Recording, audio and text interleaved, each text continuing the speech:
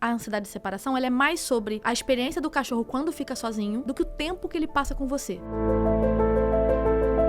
Cães que vivem em casa podem desenvolver quadros de ansiedade ou depressão? Em casa, sem ser apartamento, né? Acho que é. Mas acho que pode. Pode, porque existe esse mito. Meu cachorro tem um quintal muito grande, então não precisa passear. Eu já vi que o cachorro no quintal tristíssimo. Porque não tem estímulo, porque o cachorro precisa de cheiros diferentes, porque o cachorro é um animal andarilho, precisa andar, precisa cheirar coisas novas, precisa sentir o cheiro de outros cães que marcaram território naquele lugar. Tudo isso, nossa, o passeio é assim, é fundamental, um passeio feito da maneira certa, né? Então, um cachorro que mora em casa precisa passear. Também. Um chihuahua precisa passear. Um dog alemão, não importa. Mas é pequenininho, minha casa é enorme. Não é sobre isso. Não é sobre o espaço. Inclusive, tem cachorros que são muito mais felizes num espaço menor, mas convivendo com o tutor e tendo qualidade de vida de passeio, do que um cachorro que vive no quintal, quintal de 2.000 metros, sozinho, sem interação, sem estímulo mental. Perfeito. Não é sobre espaço, é muito mais do que espaço. Tem interação. É. Próxima, Rô. Como os cães passaram a ocupar um lugar central nas famílias brasileiras? Pergunta do Enem. Foi! Não, mas podia ser, não podia? Eu acho que é muito da geração Z. As pessoas estão tendo menos filhos, né? Exatamente. Questão financeira. A geração Z está optando por não ter filhos. Assim, eu acho que é a única geração que fala isso desta maneira. O meu médico, na época, falou que a média era 0,9 no Brasil. Então, assim, mais gente que acaba não tendo filho.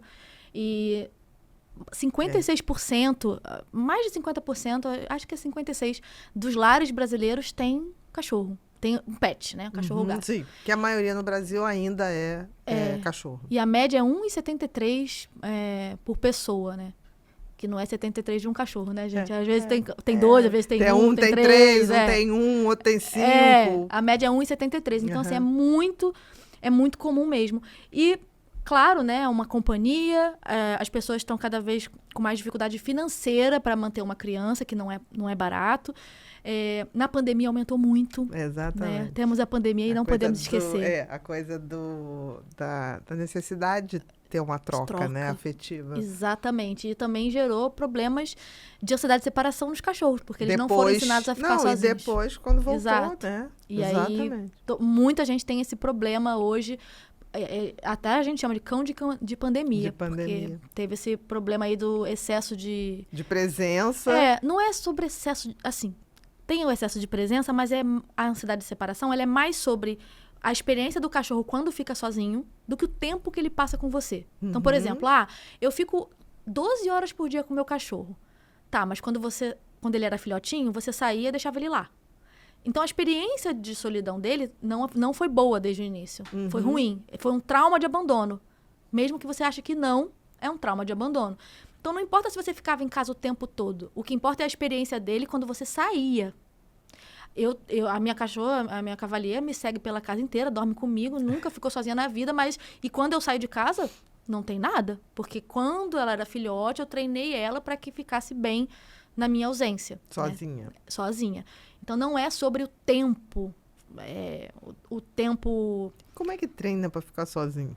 Então, aí tem porque a gente não tá lá, né? Você faz quando você está. Você deixa 5 minutos, vai para outro cômodo, e aí 10 minutos, vai aumentando o limiar, né? Sai um pouquinho, e aí deixa com um Kong recheado, com um brinquedo interativo. E aí você vai fazendo... Por exemplo, uma coisa que gera muita ansiedade de separação é deixar chorando à noite. Porque na minha época, né, antigamente era isso. Deixa chorando, depois de 3 dias não chora mais. Mas isso tem nome, né? Desamparo aprendido, que inclusive com as crianças mesma coisa. Então o cachorro aprende que não adianta chorar. Olha que trauma emocional. As pessoas não pensam assim... A gente está começando agora a falar de saúde mental dos cachorros, né? E é o meu trabalho, assim. O cachorro também tem sentimento. Mas então, tem mesmo. Tem mesmo.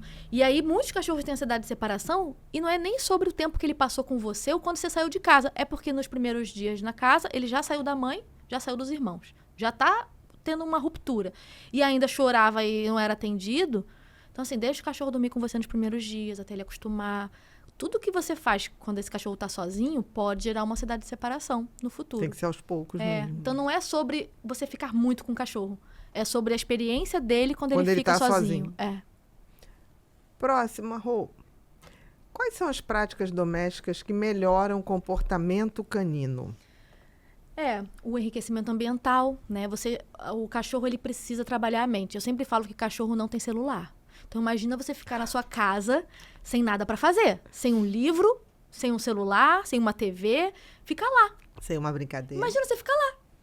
Aí você tem a cama para deitar, o sofá. Aí você vai da cama pro sofá, come um negocinho na geladeira. Imagina você ter essa vida, né?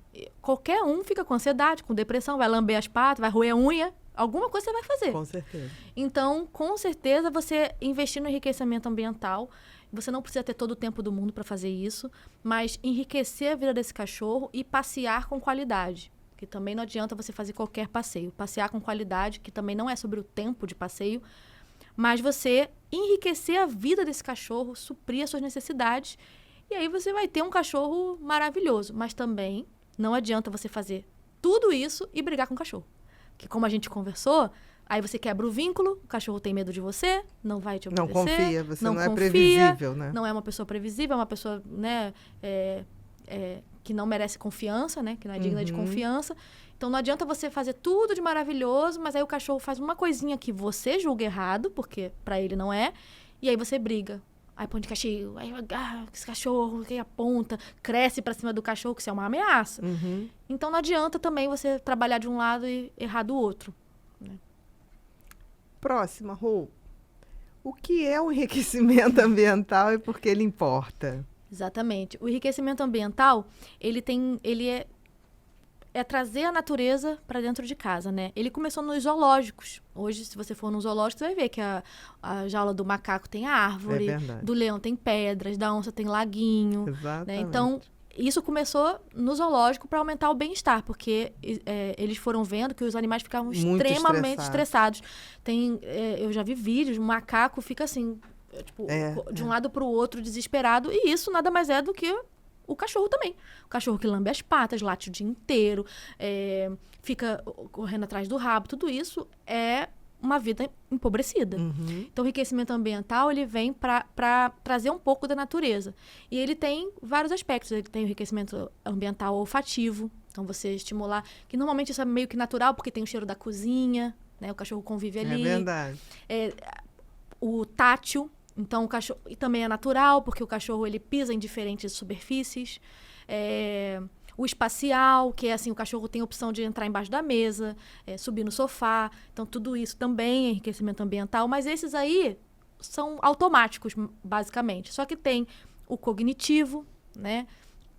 E aí você vai ter que trabalhar a mente desse cachorro, que não é algo tão natural assim. Então, você vai ter que melhorar ali o jeito que você dá comida para esse cachorro, fazer alguns exercícios para trabalhar a mente, melhorar o passeio, deixar... Porque algumas pessoas ficam até com pena, assim, mas aí ele vai se esforçar para comer. Sim, assim mas como uma onça. Exatamente. Né? Isso é Isso natureza. é muito interessante, essas coisas de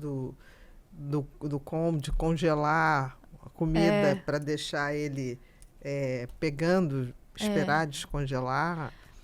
Cachorro sendo cachorro, né? É lindo, é legal de assistir também, ele lá tentando...